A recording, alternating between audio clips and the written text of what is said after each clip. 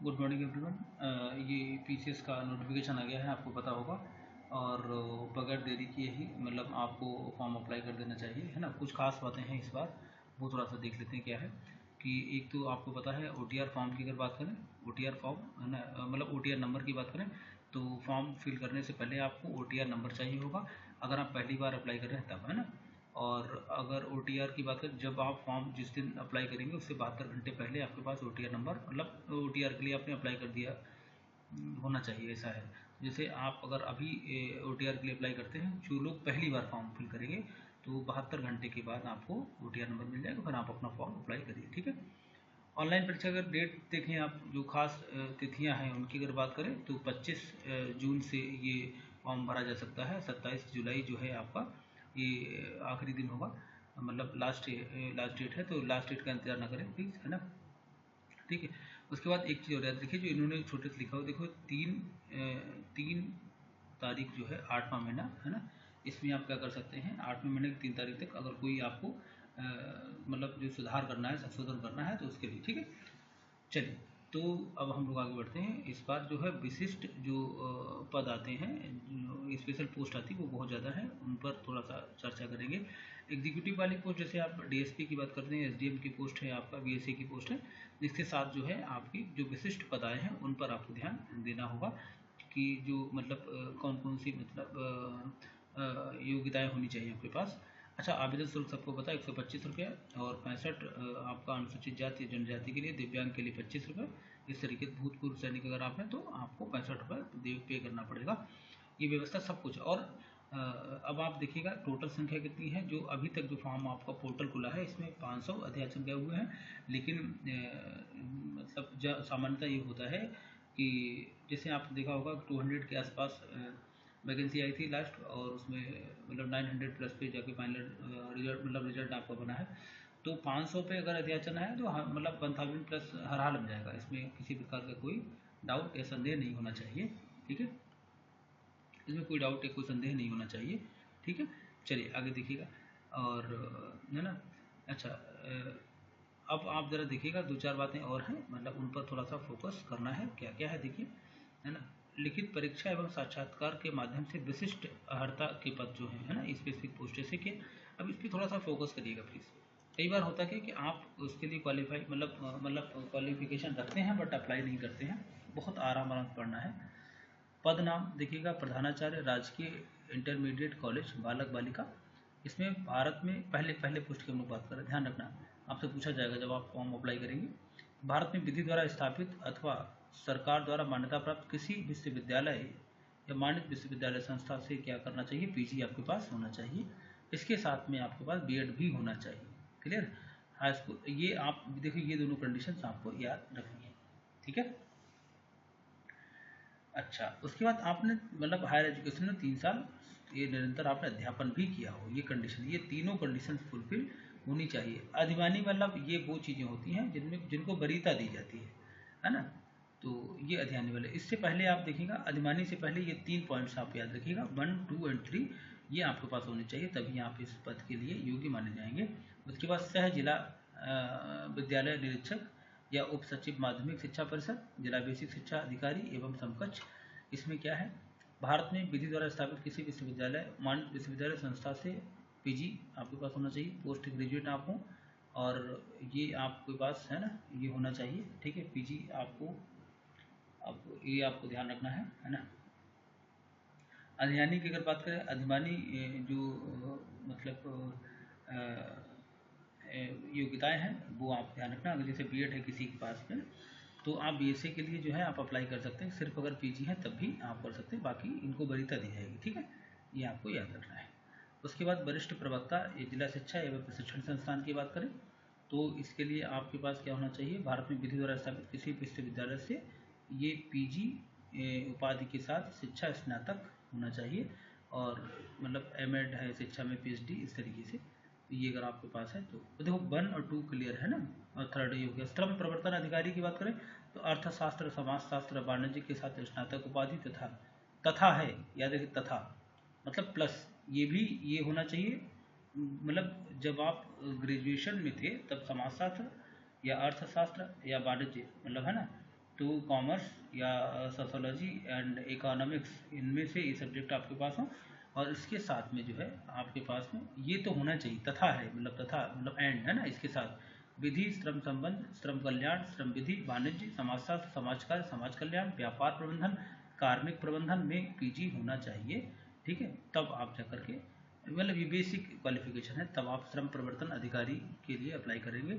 सहायक श्रम आयुक्त की बात करें, श्रम आयुक्त की बात करें तो ये भारत में विधि द्वारा स्थापित किसी विश्वविद्यालय से अर्थशास्त्र, समाजशास्त्र, वाणिज्य, विधि है ना, ये हम लोग नंबर 5 की बात करें विधि, और उसके बाद में श्रम संबंध, श्रम कल्याण, श्रम विधि, समाज कार्य मतलब कल्याण या वाणिज्य प्रबंधन, कार्मिक प्रबंधन में पीजी की डिग्री आपके पास होना चाहिए।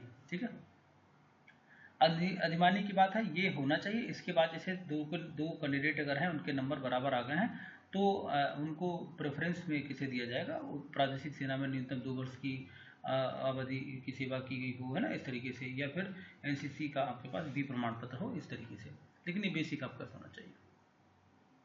उसके बाद खाद्य सुरक्षा अधिकारी की अगर बात करें तो मान्यता प्राप्त किसी विश्वविद्यालय से मतलब ये आप फूड टेक्नोलॉजी में आपका डिग्री होनी चाहिए, या डेयरी टेक्नोलॉजी में आपके पास होना चाहिए, तभी आप कर पाएंगे। ये आप याद रखिएगा, फूड सिक्योरिटी अधिकारी की अगर हम बात करें तब।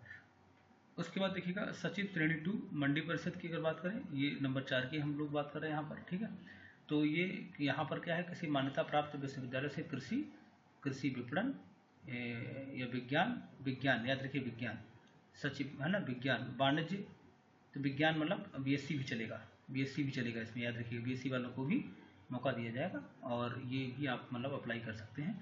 अच्छा, तो ये देखिए, ये मैं इसलिए बता रहा था क्या कि आप एक एक पोस्ट को थोड़ा सा डिटेल में देखेंगे, है ना। अच्छा, ये एक मिनट, जस्ट ए मिनट, हम लोग यहाँ पर थोड़ा सा देखिए, पॉइंट नंबर आपका फूड टेक्नोलॉजी के बाद में ये आता है 7, जिला परीक्षा अधिकारी।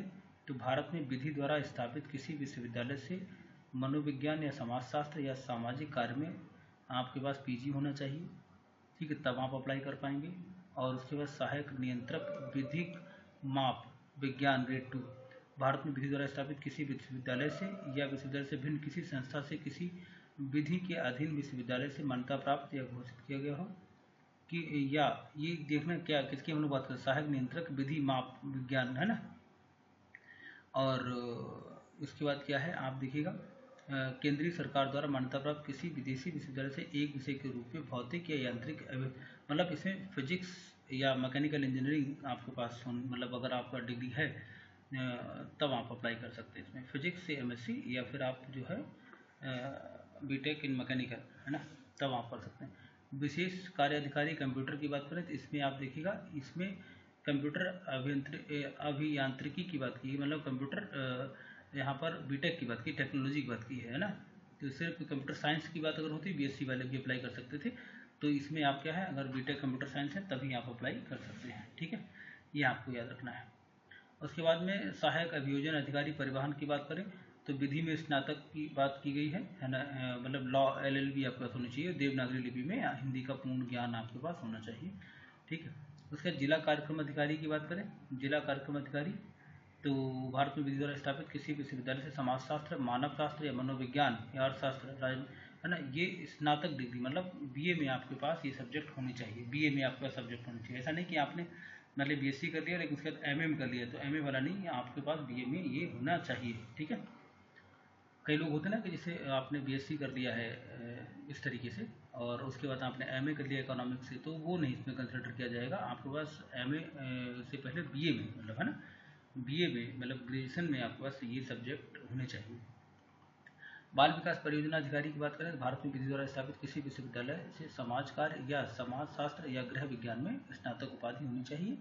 तो ये बाल विकास परियोजना अधिकारी की बातें यहाँ पर हम लोग कर रहे हैं। ठीक है, ये कुछ ऐसे पोस्ट हैं केवल लिखित परीक्षा है, मतलब इसमें इंटरव्यू नहीं देना होता। जैसे व्यवस्थापक की बात करें, ठीक है, किसी मान्यता प्राप्त संस्थान से विषय के रूप में हाउस कीपिंग या होटल मैनेजमेंट और कैटरिंग टेक्नोलॉजी में स्नातक, पहले डिप्लोमा चलता था, ये बड़ा बदलाव है, अब इन्होंने कर दिया है कि आपके पास में डिग्री होनी चाहिए, है ना।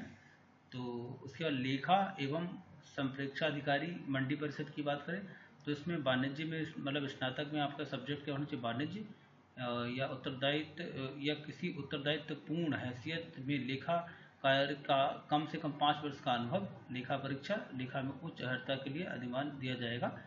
विपणन अधिकारी बहुत शानदार पोस्ट है, किसी मान्यता प्राप्त विश्वविद्यालय से कृषि कृषि विपणन मतलब एग्रीकल्चर मार्केटिंग या विज्ञान है, मतलब जो बीएससी वाले हैं वो भी इसमें अप्लाई कर सकते हैं।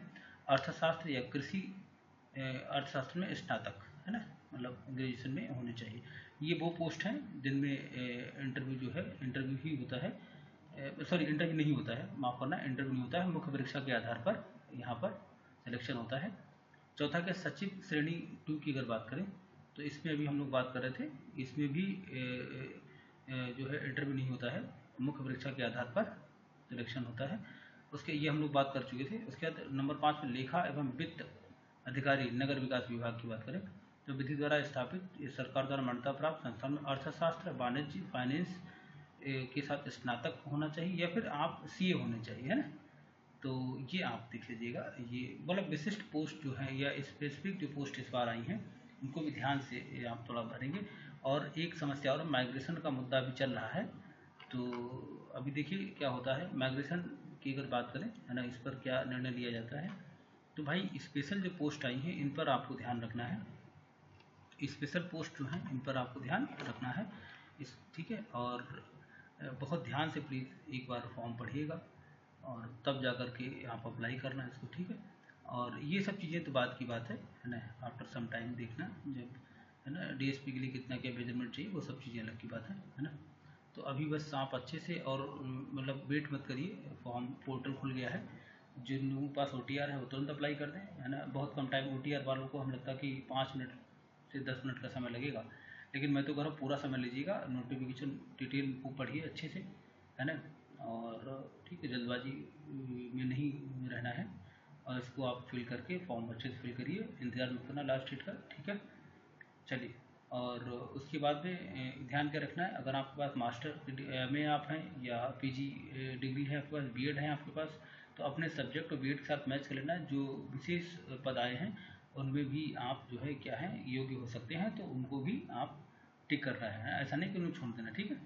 चलिए, ऑल दी बेस्ट, बहुत सारी शुभकामनाएं 2026 में, आपको मेहनत करें, सेलेक्ट हो, आपका चयन हो। थैंक यू, जय हिंद।